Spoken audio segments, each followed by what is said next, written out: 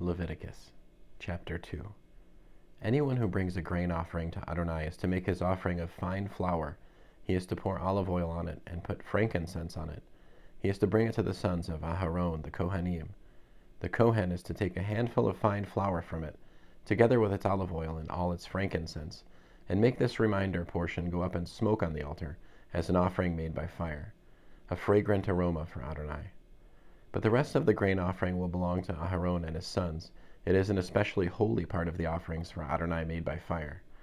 When you bring a grain offering which has been baked in the oven, it is to consist of other unleavened cakes made of fine flour mixed with olive oil, or matzah spread with olive oil.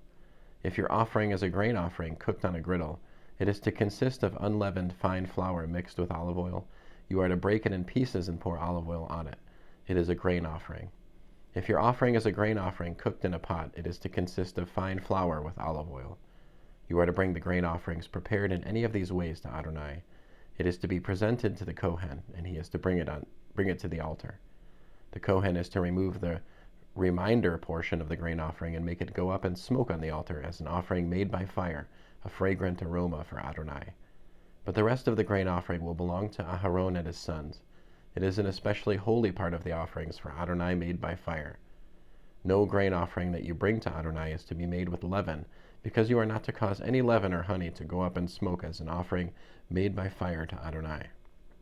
As an offering of first fruits, you may bring these to Adonai, but they are not to be brought up onto the altar to make a fragrant aroma.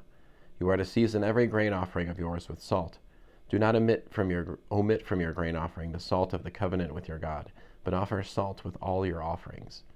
If you bring a grain offering of first fruits to Adonai, you are to bring as the grain offering from your first fruits kernels of grain from fresh ears, dry roasted with fire.